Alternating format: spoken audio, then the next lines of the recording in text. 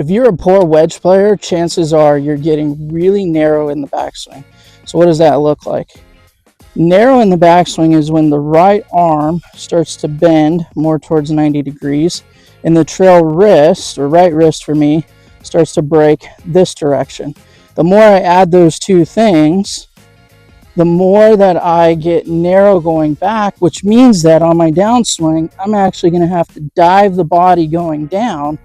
Timing that is very, very difficult. So that's why we struggle with fat shots or skull shots. So instead of getting narrow and going down, I want you to think wide and traveling up. So what does that look like? Well, if I draw a line from the center of my chest to the end of my golf club, the more that I get narrow, right arm bends, right wrist bends, that distance actually becomes smaller.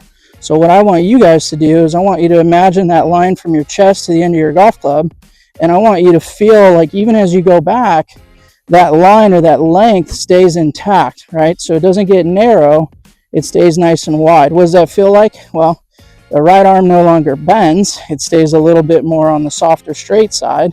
The right wrist doesn't overcock, it actually stays a little bit more on the looser side or straight side. So as I kind of do that, stay nice and wide going back, and see if I just swing just my right arm, that distance from my chest to there is pretty much the same as it was at address.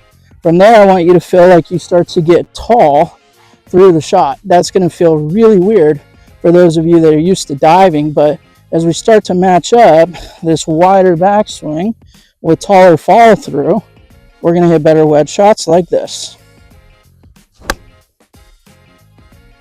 So go wider on the way back, stand up nice and tall on the way through. Do that for short chips all the way up to full wedges.